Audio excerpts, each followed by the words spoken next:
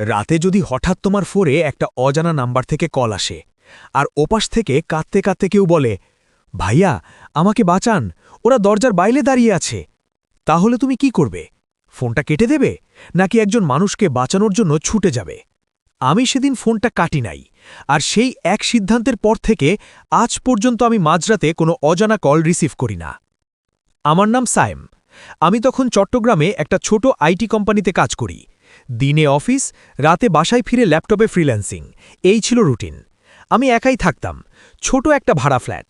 রাস্তাটা খুব ব্যস্ত হলেও রাত 12টার পরে পুরো এলাকা কেমন যেন নিস্তব্ধ হয়ে যেত। ঘটনাটা শীতের এক রাতে। সেদিন অনেক কাজ ছিল, রাত প্রায় 1:12। আমি ল্যাপটপ বন্ধ করে বিছানায় শুতে যাব এমন সময় মোবাইলটা বেজে উঠল। স্ক্রিনে ভেসে উঠল আননোন। আমি প্রথমে ধরতে চাইনি, কিন্তু কলটা একবার বেজে কেটে গেল, তারপর সঙ্গে সঙ্গে আবার এলো। দ্বিতীয়বার কেমন যেন অস্বস্তি লাগল, মনে হলো হয়তো জরুরি কিছু। আমি ফোনটা ধরলাম। হ্যালো? ওপাশ থেকে সঙ্গে সঙ্গে কোনো কথা এলো না, শুধু খুব ভারী কাপা কাপা নিঃশ্বাসের শব্দ। আমি আবার বললাম, হ্যালো, কে বলছেন? তারপর খুব নিচু, ভাঙা, আতঙ্কিত একটা মেয়ের গলা শোনা গেল, ভাইয়া প্লিজ আমাকে বাঁচান। আমার বুক ধক করে উঠল। আমি উঠে বসলাম। আপনি কে? কোথায় আছেন? মেয়েটা কাঁদছিল, তার গলা কাঁপছিল এতটাই যে স্পষ্ট বোঝা যাচ্ছিল সে ভীষণ ভয় পেয়েছে। আমি আমি ঘরের ভিতরে আটকে আছি, ওরা বাইরে দাঁড়িয়ে আছে, দরজায় ধাক্কা দিচ্ছে। ঠিক তখনই ফোনের ওপাশে ধাপ ধাপ ধাপ। মনে হলো ভারী কিছু দিয়ে কাঠের দরজায় আঘাত করা হচ্ছে। আমার শরীর ঠান্ডা হয়ে গেল। আমি তাড়াতাড়ি বললাম, আপনি কোথায়? লোকেশন বলেন, আমি পুলিশে ফোন দিচ্ছি। মেয়েটা হাঁপাতে হাঁপাতে বলল, না, পুলিশ না, পুলিশ আসার আগেই ওরা ঢোকে যাবে। ভাইয়া আপনি প্লিজ আসেন, প্লিজ। আমি বললাম, আপনার নাম কি? ওপাশে কয়েক সেকেন্ড চুপ। তারপর সে বলল, মৌ। পুরো ঠিকানা বলেন। মেয়েটা তাড়াহুড়ো করে বলল, পুরনো রেললাইন পেরিয়ে যে লাল দালানটা আছে তার 3য় তলায়, আমি একা, প্লিজ তাড়াতাড়ি আসেন। লাইনটা হঠাৎ কেটে গেল। আমি কিছুক্ষণ স্থির হয়ে বসে রইলাম। মাথার ভেতর কেবল একটাই কথা ঘুরছিল, এটা কি সত্যি? একদিকে মনে হচ্ছিল এটা ফাঁদও হতে পারে, অন্যদিকে যদি সত্যি একটা মেয়ে বিপদে থাকে। আমি নাম্বারটায় কল ব্যাক করলাম। প্রথমবার সুইচড অফ, দ্বিতীয়বার সুইচড অফ। আমার অস্বস্তি আরও বেড়ে গেল। শেষে আমি ঠিক করলাম সরাসরি পুলিশকে ফোন না দিয়ে আগে ওই লোকেশন পর্যন্ত গিয়ে দেখি, যদি কিছু সন্দেহজনক লাগে তখনই ফোন করব। এখন ভাবলে বুঝি ওই সিদ্ধান্তটাই ছিল সবচেয়ে বড় ভুল। ছোট বিরতি। আমি দ্রুত জ্যাকেট পরে বের হয়ে গেলাম। রাস্তায় তখন প্রায় কেউ নেই, দূরে দু একটা কুকুর ডাকছিল। শীতের কুয়াশা রাস্তাটাকে আরও ফাঁকা, আরও মৃত করে তুলেছিল। পুরনো রেললাইনটার পাশ দিয়ে আমি আগে কয়েকবার গিয়েছিলাম। ওখানে একটা বহুদিনের পরিত্যক্ত লাল রঙের দালান ছিল। লোকজন বলতো আগে নাকি ওটা একটা ছোট হোস্টেল ছিল, পরে বন্ধ হয়ে যায়। রাতের অন্ধকারে দালানটা দূর থেকেই দেখা যাচ্ছিল, ভাঙা জানালা, কালচে দেয়াল, আর চারপাশে জঙ্গল হয়ে যাওয়া ঝোপঝাড়। আমি দালানের সামনে দাঁড়িয়ে আবার কল দিলাম। হঠাৎ ফোনটা নিজে থেকেই বেজে উঠল, একই নাম্বার। আমি তাড়াতাড়ি ধরলাম। হ্যালো, আমি নিচে এসেছি, আপনি কোথায়? ও কাছ থেকে ফিসফিসে গলা এলো, উপরে আসেন, ওরা সিঁড়ির নিচে। আমি জমে গেলাম, কারণ মেয়েটার কথা ঠিক পরেই আমার পাশের অন্ধকার সিঁড়ির মুখ থেকে মনে হলো কেউ যেন খুব আস্তে শ্বাস নিচ্ছে। আমি মোবাইলের টর্চ জ্বালালাম। আলো ফেলতেই সেখানে কিছু ছিল না, কিন্তু সিঁড়ির ধাপে ধাপে কাদামাখা ভেজা পায়ের ছাপ দেখা যাচ্ছিল, যেন কেউ অনেকক্ষণ আগে নয়, এইমাত্র উপরে উঠেছে। আমার শরীর কাঁপছিল, তবু আমি সিঁড়ি বেয়ে উঠতে শুরু করলাম। প্রথম তলা, ফাঁকা, দরজাগুলো ভাঙা, ভিতরে অন্ধকার।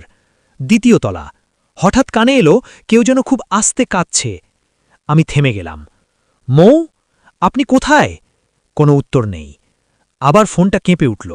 মেসেজ এসেছে, স্ক্রিনে লেখা, 3য় তলায়, তাড়াতাড়ি। আমার হাত ঘেমে যাচ্ছিল। আমি ধীরে ধীরে 3য় তলায় উঠলাম। ওখানে একটা লম্বা করিডোর, দুপাশে কয়েকটা বন্ধ দরজা। সবচেয়ে শেষের দরজাটার নিচ দিয়ে ক্ষীণ হলুদ আলো বের হচ্ছিল। আমি এগোতেই ফোনে আবার কল এলো। ধরতেই মৌ কাঁদতে কাঁদতে বলল, ওরা দরজার সামনে, প্লিজ দরজা খুললেই ওরা আমাকে নিয়ে যাবে। আমি বললাম, আপনি দরজা খুলবেন না, আমি এসে গেছি। মেয়েটা হঠাৎ খুব নিচু গলায় বলল, আপনি একা এসেছেন? প্রশ্নটা শুনে আমি একটু থমকে গেলাম। হ্যাঁ, কেন? ওপাশে কয়েক সেকেন্ড চুপ। তারপর সে খুব আস্তে বলল, তাহলে আপনি এখনও বেঁচে আছেন। আমার বুক হিম হয়ে গেল। আমি বললাম, মানে কি? ঠিক তখনই আমার সামনে যে দরজার নিচ দিয়ে আলো বের হচ্ছিল সেটা ধীরে ধীরে নিজে থেকেই খুলে গেল। কিচ! ভিতরে একটা ছোট রুম, পুরনো খাট, দেয়ালে ছোপ ছোপ দাগ, আর ঘরের ঠিক মাঝখানে একটা টেবিলের উপর রাখা একটা বাটন ফোন। ফোনটার স্ক্রিন জ্বলছে, আর সেটাতেই কল চলছে। আমার হাত থেকে নিজের মোবাইল প্রায় পড়ে যাওয়ার মতো। মানে এতক্ষণ আমি যার সঙ্গে কথা বলছিলাম সে এই রুমেই আছে, কিন্তু ঘরে তো কেউ নেই। আমি ভয়ে জমে গিয়ে দাঁড়িয়ে আছি। ঠিক তখনই পেছন থেকে দরজা ধাম করে বন্ধ হয়ে গেল। আমি চিৎকার করে ঘুরে দাঁড়ালাম। দরজার ওপাশ থেকে ধীরে ধীরে অনেকগুলো নখের আঁচড়ানোর শব্দ আসতে লাগল। খর খর খর। আর টেবিলের উপর রাখা বাটন ফোনটা থেকে মেয়েটার গলা শোনা গেল, আমি তো বলেছিলাম ওরা বাইরে দাঁড়িয়ে আছে। আমার শরীর অবশ হয়ে গেল। আমি কাঁপতে কাঁপতে বললাম, কে কে তুমি? এইবার ফোনের ভেতর থেকে কান্না থেমে গেল। তার বদলে এলো একদম ঠান্ডা ফাঁপা গলা, তুমি অনেক দেরি করে ফেলেছ। তারপর ঘরের এক কোণের অন্ধকারে আস্তে আস্তে একটা ছায়া স্পষ্ট হতে শুরু করল। প্রথমে মনে হলো একজন মেয়ে, লম্বা চুল, সাদা কাপড়, মাথা নিচু। তারপর সে মাথা তুলল। আমি যা দেখলাম তা কোনো মানুষের মুখ না। দুটো চোখের জায়গায় গভীর কালো গর্ত, ঠোঁট ছেঁড়া, গাল বেয়ে শুকনো রক্তের দাগ, গলার চারপাশে কালচে আঙুলের চিহ্ন, যেন কেউটাকে চেপে মেরে ফেলেছিল। আমি পেছনে সরে যেতে গিয়ে দেয়ালে ঠেকে গেলাম। সে এক পা দু পা ধীরে ধীরে সামনে আসছে। ফোনটা তখনও টেবিলের ওপর বাজছে। মেয়েটা বলল, আমি সাহায্য চেয়েছিলাম। হঠাৎ তার গলা বদলে গেল। একসঙ্গে অনেকগুলো কণ্ঠ মিশে গেল, কেউ আসেনি। আমি কাঁদতে কাঁদতে দরজা ধাক্কাতে লাগলাম, কিন্তু দরজা খুলছে না।